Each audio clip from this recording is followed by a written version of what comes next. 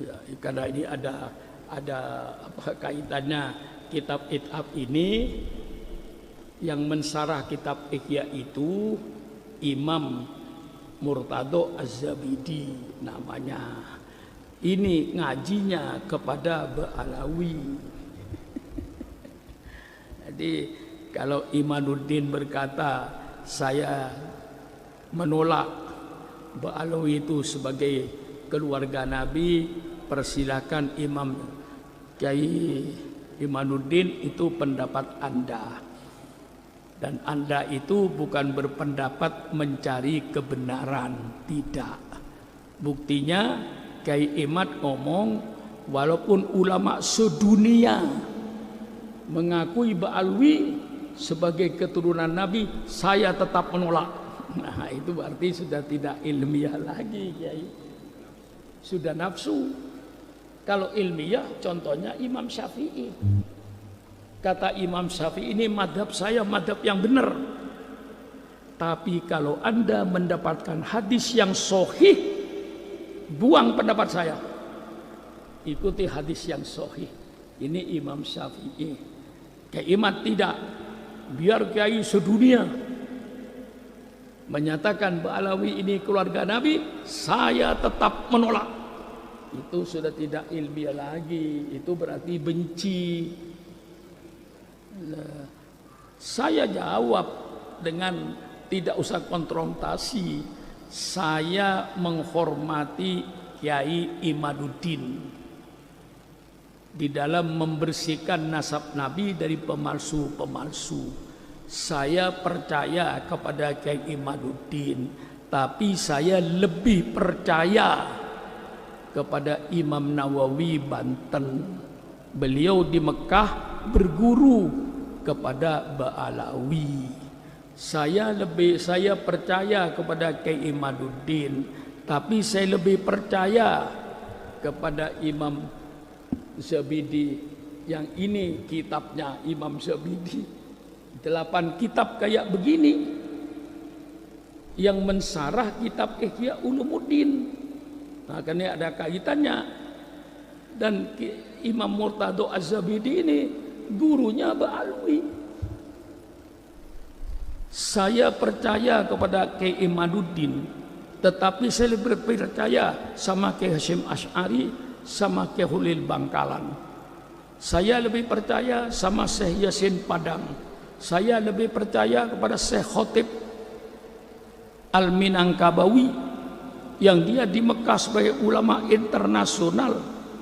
Saya lebih percaya pada Kiai Muhammad Mahfud Tarmisi, Termas, Pacitan, yang dia berada di Mekah bertahun-tahun berguru juga kepada Ba'alawi.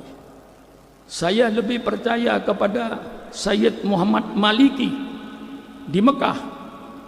Dia ulama internasional. Siapa yang tidak kenal dengan Sayyid Muhammad Al-Maliki di Mekah?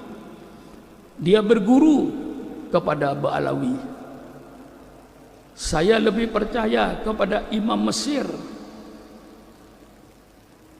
Ali Jum'ah yang sekarang menjadi mufti Mesir. Dia mengakui kalau Ba'alawi ini adalah keluarga Nabi. Saya lebih percaya kepada Imam Ibnu Hajar Al-Haytami, seorang ulama fikih yang dia juga berguru kepada Ba'alawi.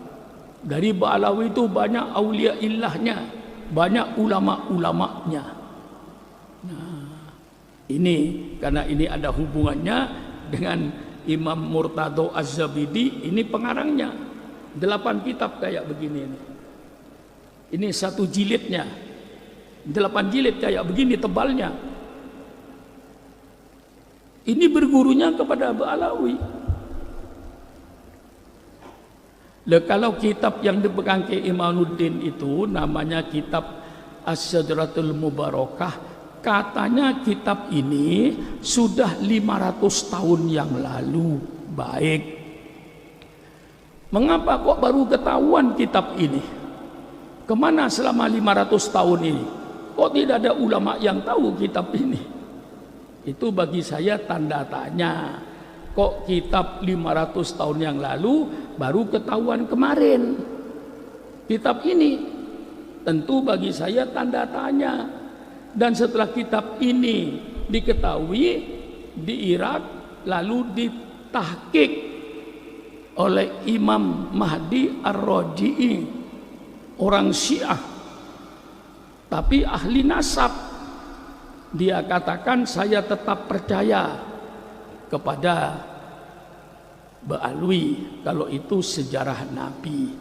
Jadi istilah Ba'alwi ini supaya saudara tahu, Ba'alwi ini diambil dari kata-kata alwi. Alwi ini anaknya Ubaidillah, gitulah. Lalu turunan ke bawah dianggap Ba'alawi, Bani Ba'alawi, yang masuk ke Indonesia, ke seluruh dunia. Jadi Ba'alawi itu bukan di Indonesia saja. Nah, Kiai Imad hanya percaya kepada kitab yang sezaman. Kitab yang tidak sezaman dia tidak percaya, walaupun di sini dia menyebutkan adanya Ubaidillah. Kiai Imaduddin berkata Ubaidillah itu tidak ada. Jadi Sayyid Ahmad tidak punya anak bernama Ubaidillah. Sedangkan Ba'alawi ini dari Habib Alwi mengaku saya anaknya Ubaidillah.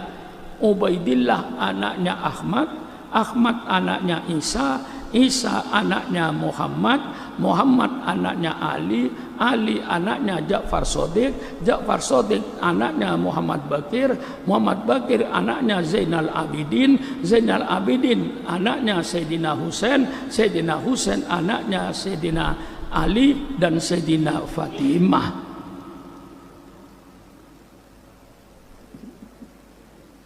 Dia kata Pak Kiai Imad, Ubaidillah tidak ada. Jadi Alwi itu bukan anaknya Ubaidillah. Baik, saya terima Ubaidillah tidak ada.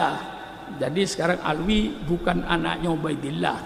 Kalau Alwi ini bukan anaknya Ubaidillah, karena Ubaidillah tidak ada, tolong tunjukkan kepada saya Alwi itu anaknya siapa. Kalau Alwi itu tidak ada bapaknya, berarti Alwi itu anak zina. Lebih berbahaya lagi. Jadi kalau Kiai Imad berkata Ubaidillah ini tidak ada, baik, tunjukkan kepada saya siapa ayahnya, ya, ayahnya Alawi ini. Kalau ayahnya bukan Ubaidillah, siapa ayahnya? Kalau tidak bisa menunjukkan ayahnya, berarti saudara mengatakan bahwa Alwi itu adalah manusia yang tidak ada bapaknya, garis miring anak zina.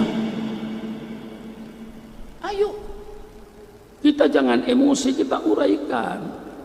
Masa walaupun ulama sedunia mengakui bahwa Alwi ini turunan Rasul, saya tetap menolak. Ya sudah, Mufti Mesir mengakui, Syekh Ramadan Al-Buti itu seorang ulama besar di Syria. Dia menyatakan bahwa Ba'alwi itu keluarga Nabi. Lalu Kiai Imad bertahan, tidak ada ketetapan dari seorang ulama pun di dunia yang menetapkan. Memang tidak ada yang menetapkan, tidak usah ditetapkan, sudah nyata. Saya tanya sama kiai-kiai ini, ada orang di dunia yang memberikan ketentuan, keputusan bahwa matahari itu panas? Tolong tunjukkan sama saya. Saya memutuskan kalau matahari itu panas, goblok. Matahari sudah tidak pakai keputusan panasnya itu. Mengapa? Az-Zuhroh sudah dikenal. Seluruh pojok bumi tahu kalau matahari itu panas, tidak pakai SK. Kiai Amin minta SK-nya. Mana SK-nya? Dari ulama baik Kiai Hasyim Asy'ari.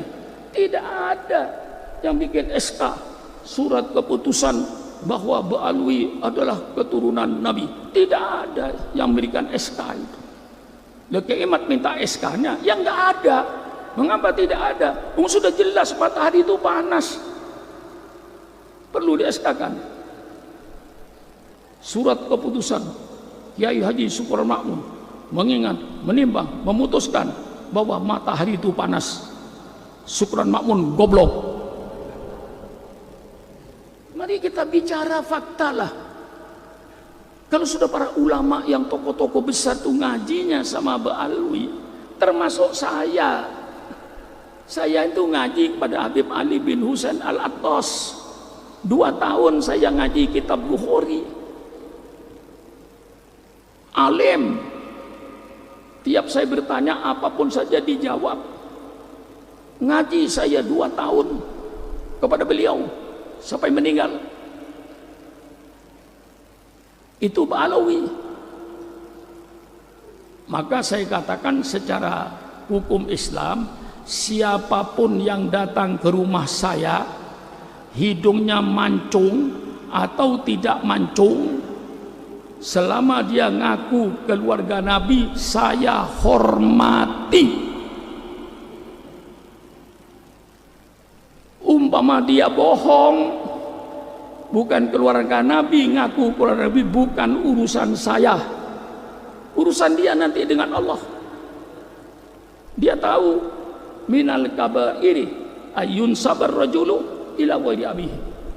Termasuk dosa besar orang yang mengaku bapak kepada yang bukan bapaknya.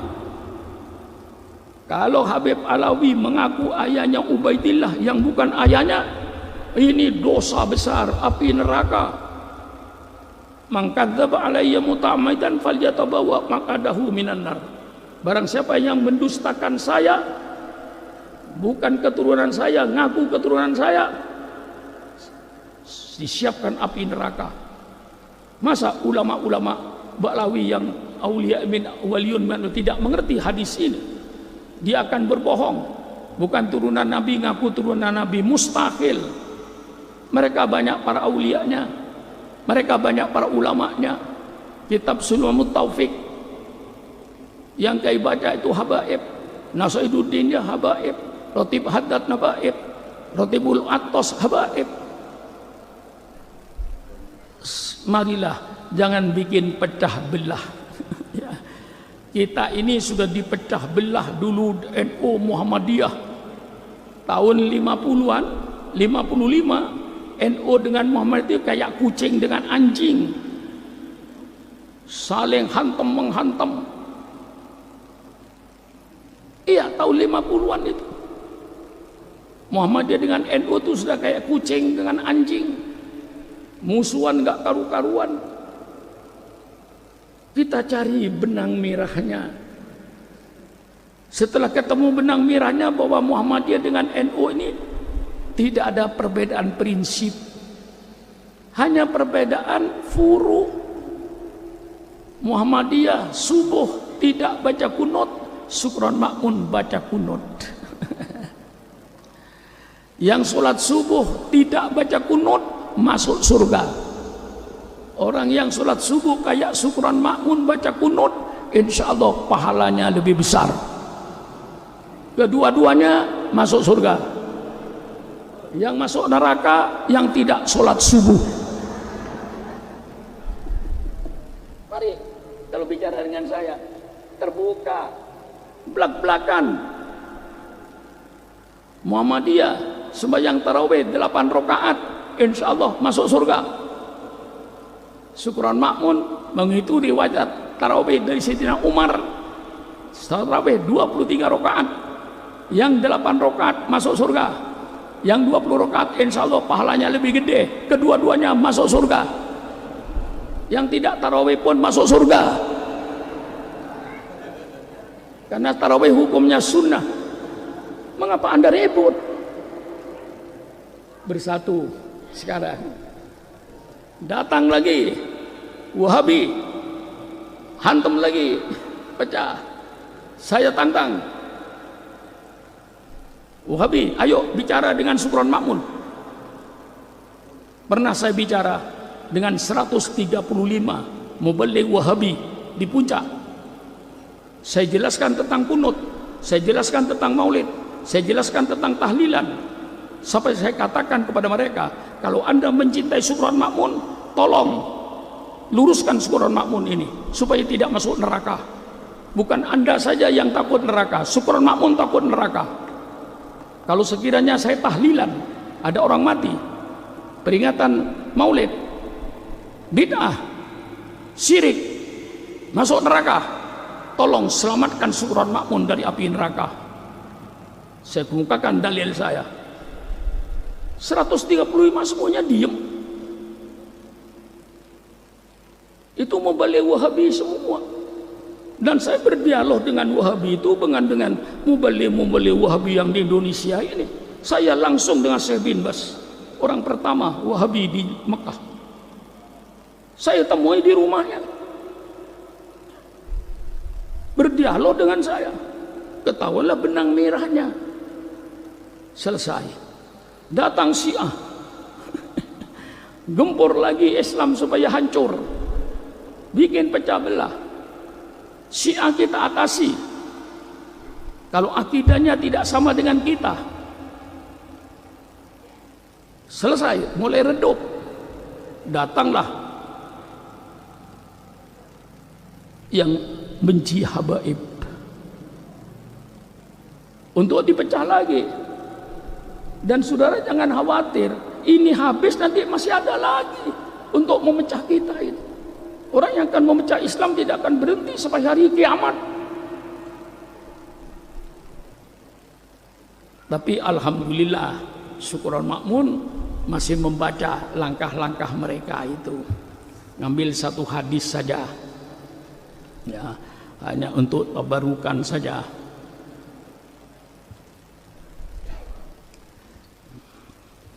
Ya.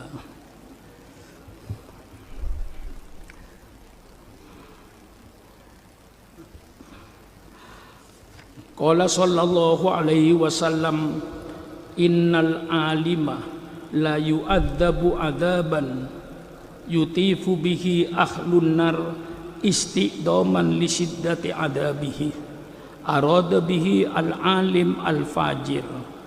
Wa qala Usama bin Zaid sami'tu Rasulullah sallallahu alaihi wasallam yaqul ya'ti bil alim yaumal qiyamah fayulqa finnar fatandaliku aktabuhu fayaduru biha kama yadurul himar firruha fayutifu bihi ahlun nar fayaqulun ma laka fayaqul kuntu amuru bil khairi wala atihi wa anha anis syarri wa atihi innama yud'afidu adabal alim fi maksiatihi li'annahu aso an ilmin. Bersabda Rasulullah sallallahu alaihi wasallam, innal alim, ini sambil koreksi diri, innal alim, sesungguhnya orang alim, la yu'adzabu, benar-benar akan diazab oleh Allah, disiksa oleh Allah, azaban, suatu azab, yutifu, yang berkeliling, bihi, dengan orang alim tadi, ahlun nar, penduduk neraka mengelilingi orang alim ini yang sedang disiksa oleh Allah Subhanahu wa taala. Istiqdoman, membesarkan, li syiddati adabi, karena dahsyatnya adab Allah terhadap orang alim. Na'udzubillah min dalik. Nanti orang alim akan diazab oleh Allah dengan adab yang pedih. Orang ahli neraka mengelilingi semuanya. Arada bihi al-alim al-fajir. Yang dimaksud oleh Nabi di sini orang alim yang ahli maksiat.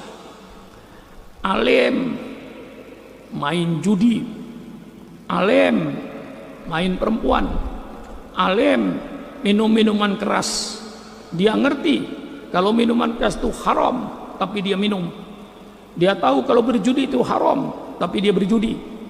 Dia tahu kalau berzina itu haram, tapi dia melaksanakan perzinaan.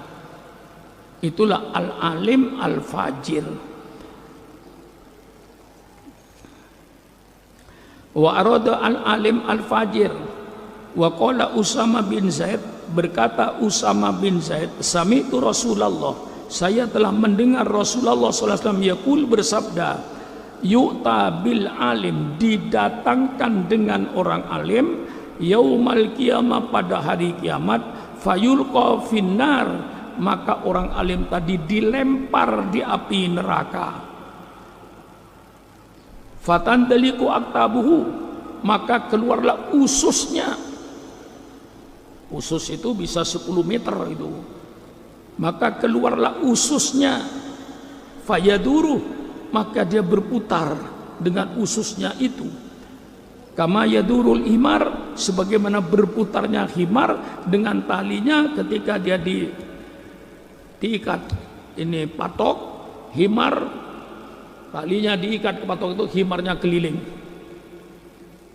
Dengan ususnya dia keliling. Fayutifu bihi ahlun nar, maka berkeliling di orang alim itu orang ahli neraka. Fayakuluna, maka mereka orang berkata ahli neraka, malakah, apa yang terjadi bagi engkau hai orang alim? Mengapa engkau begitu hai orang alim? Fayakulu, maka berkata orang alim tadi, kuntu amuru bil khairi, saya ketika di dunia selalu menyuruh orang berbuat baik. Wala atihi, tapi saya sendiri tidak pernah berbuat baik. Wa anha anisyar, dan saya di dunia selalu melarang orang berbuat jahat. Wa atihi, tapi saya yang berbuat jahat.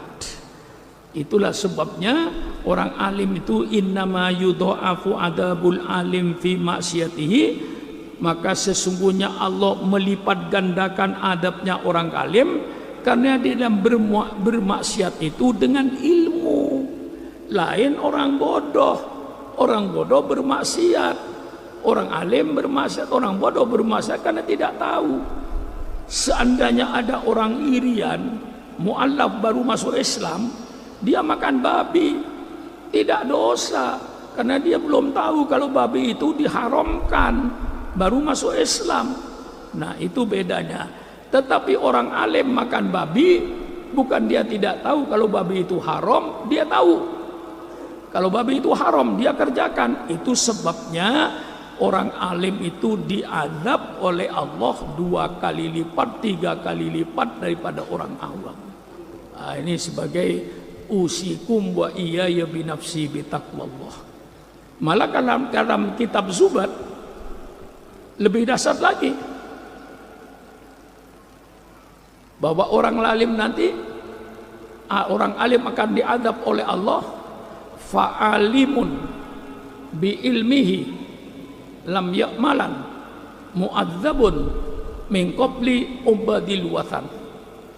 Orang alim yang dengan ilmunya tidak mengamalkan, maka dia nanti di akhirat akan diazab oleh Allah sebelum penyembah berhala diazab, kiainya diadab duluan. Na'udzubillah min dalik. Saya membaca ini usikum wa iyayah untuk mengingatkan diri saya sendiri, maka saya baca ayat-ayat hadis-hadis yang serem untuk mengingatkan diri saya sendiri. Inilah keadaannya sebagai tabarukan. Ini kitab Ihya, kebetulan kitab Ihya ini sarahnya yang saya baca.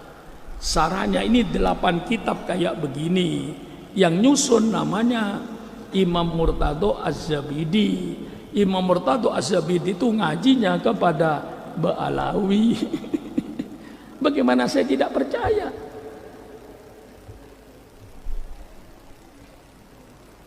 Itulah, maka kalau saya percaya kepada Kiai Imad, tapi saya lebih percaya kepada Hadratul Syekh Hasyim Asy'ari, termasuk pendiri Muhammadiyah yang namanya Kiai Dahlan, ngajinya sama Ba'alwi juga di Mekah.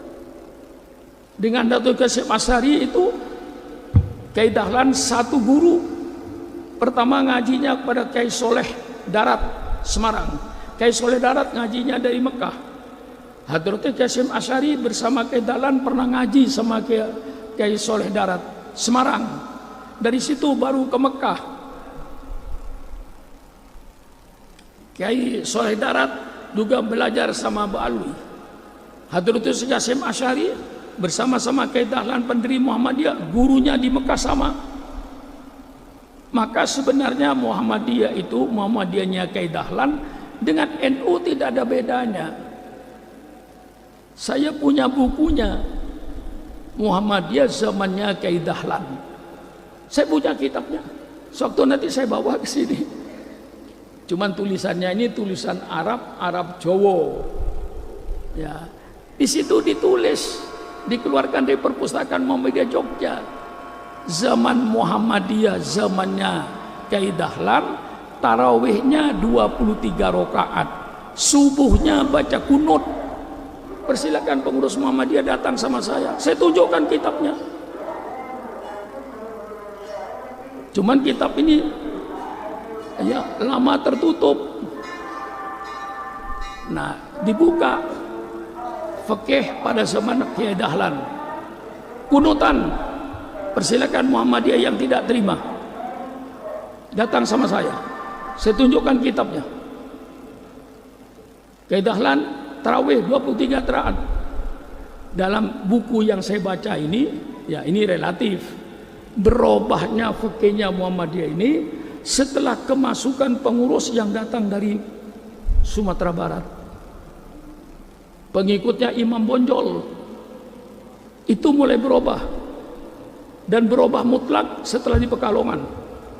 Saya punya. Oh, saya pikir kalau begitu Kiai Dahlan benar. Saya telusuri, betul Kiai Dahlan pendiri Muhammadiyah ini adalah gurunya Kiai Soleh Darat Semarang bersama Hadratus Qasim Asy'ari. Setelah itu dia ke Mekah. Di Mekah gurunya sama. Maka waktu mendirikan Muhammadiyah dengan mendirikan NU itu tujuannya sama. Hanya beda nama. Segala perbuatannya sama, tidak ada bedanya antara Muhammadiyah dengan NU pada zamannya Hadratus Syekh. Nah, setelah itulah saya baca sejarahnya, mulai ada perubahan setelah kemasukan pengurus yang datang dari Sumatera Barat, diantaranya dari muridnya Imam Bonjol. Imam Bonjol itu Wahabi. Kalau ini saya tidak menuduh Wahabi, tidak, cuman muridnya. Nah, disitulah mulai ada perubahan. Terbongkar fikihnya Kiai Dahlan ini dengan tulisan huruf Arab tapi bahasa Jawa. Ketahuan benang merahnya. Kita dengan Muhammadiyah tidak ada masalah. Datang ini sekarang sedang dipecah antara ulama NU dengan para habaib. Kalau ini pecah, inna lillahi wa inna ilaihi rajiun. Kuatnya Islam di Indonesia ini karena kerjasamanya Robitoh Alawiyah bersama-sama dengan Nahdlatul Ulama ketika berdiri tahun 26 itu ada perjanjian kerjasama.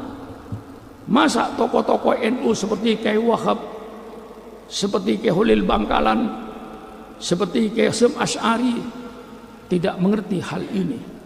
Lah inilah saudara, maka sudahlah sekarang ademkan. Kalau Kiai Imad tidak percaya bahwa Ba'alwi itu turunan Rasulullah, sudahlah Anda yang tidak percaya. Tapi tidak usah memaksa Sukron Makmun untuk percaya seperti saudara. Saya mempunyai jalur dan insya Allah lebih kuat.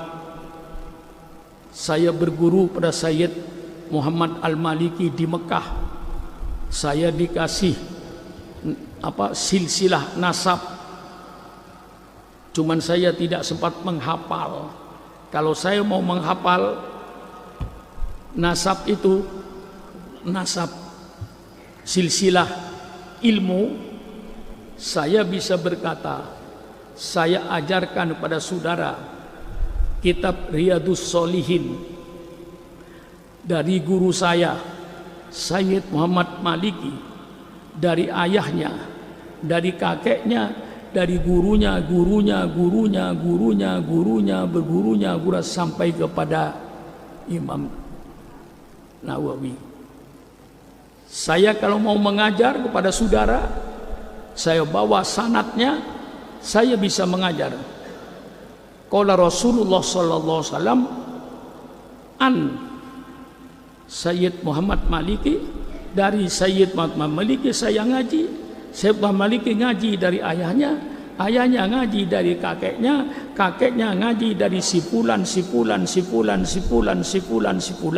dan sipulan itu ngaji kepada Imam Bukhari. Sambung. Punya saya kitab namanya Al-Lu'lu'. Cuman untuk menghafal nggak sempat saya. Ambil kepalanya saja. An Abi Hurairah radhiyallahu anhu sami'tu Rasulullah sallallahu alaihi wasallam. Saya tidak sebut sanadnya. Kalau saya sebut sanadnya, bisa saya sebut. Saya ngajar saudara hadis ini dari siapa? Dari guru saya, Sayyid Muhammad Al-Maliki. Sayyid Muhammad Al-Maliki dari siapa? Dari ayahnya. Ayahnya dari siapa? Dari kakeknya. Kakeknya dari siapa? Dari gurunya. Gurunya dari siapa? Dari gurunya. Gurunya dari siapa? Dari gurunya, dari gurunya, dari gurunya, dari gurunya, dari Al-Imam Bukhari radhiyallahu anhu qala Nabi sallallahu alaihi wasallam. Nyambung. Karena saya ngaji. Ya itu namanya sanadnya ilmu. Nah, sanadnya ilmu. Jadi punya sanad dari gurunya, dari gurunya, dari gurunya. Saya punya sanad dari Habib Alwi, Habib Ali bin Husain Al-Atos. Saya punya sanad. Bukan ngaji saya sembarangan. Nah ini kepada saudara-saudara, sudahlah redakan, tidak usah memikirkan nasab orang, pikirkan saja nasibnya sendiri. Ya, kayak saya datang ke rumah saya, hidungnya mancung atau peseng, selama dia ngaku keluarga Nabi saya hormati. Adapun dia bohong, bukan urusan saya, urusan dia dengan Allah. Saya tidak ngurusi nasab orang, saya urusi nasib saya sendiri. Bagaimana? Mantap? Mantap. Soal dia, dan saya yakin kok Kiai Karim, banyak Arab-Arab yang hidungnya mancung ngaku Habib di depan saya, padahal bukan Habib. Ngaku Habib padahal bukan Habib. Ya nggak apa-apa bagi saya tidak dosa menghormati karena dia ngaku Habib. Adapun dia bohong, urusan dia.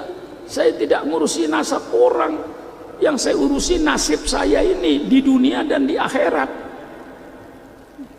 Nah, itu kalau saya, loh, kalau hidungnya peseng kok dihormati? Kiai, kan jelas itu bukan Arab. Loh, banyak ahli bait itu yang hidungnya peseng. Mengapa? Karena kawin dengan orang Luilian. Iya. Kawin dengan orang Cianjur, istrinya hidungnya peseng, lahir tidak ikut bapaknya, ikut siapa? Tanya itu Ustadz. Itu paling banyak di Sukabumi, Habib kawin di Sukabumi, Cianjur tuh paling banyak itu punya anak peseng hidungnya, nggak mancung. Mengapa? Turun ibu tapi nasab tetap nasab Rasulullah karena dari jalur laki-laki. Nah ini jadi walaupun hidungnya peseng, ngaku Nabi pun, ngaku keluarga Nabi, saya hormati. Soal dia bohong, bukan urusan saya. Saya nggak ngurusin nasab orang. Yang saya urus nasib saya, yang saya urus sholat saya, yang saya uruti dikir saya, yang saya uruti ibadat saya. Nah, saya tidak ngurusin nasab orang. Untuk apa sibuk dengan nasab orang sehingga lupa sholat? Nah inilah mungkin sebagai tambahan. Sekian, wassalamualaikum warahmatullahi wabarakatuh.